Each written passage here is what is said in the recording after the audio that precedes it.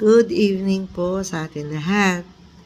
Ngayon po, kagagaling namin sa Escobar Steakhouse. At doon kami kumain. Sobra namang dami ng steak. Kaya hindi rin ako makakain ng husto.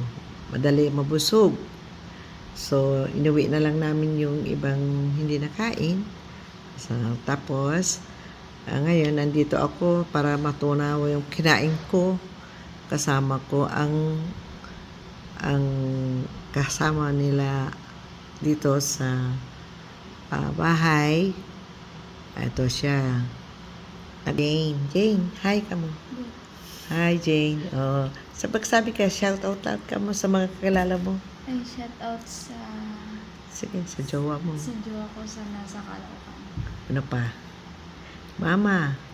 Shout out din sa mama ko. Kaibigan. Kaibigan ko na sa Pasig. Sige. Tingnan mo yung ano. Cavite. Ito po. Si mama mo ay. Tapos, Sige. Ayan. Ako ay nagmamarites time kaming dalawa. Binibigyan ko siya ng mga advices, ganyan. Para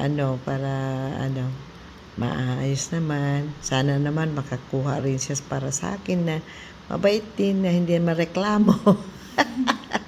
Yung talagang sa puso niyang pagtatrabaho. Ganun. Okay, salamat. Marami po.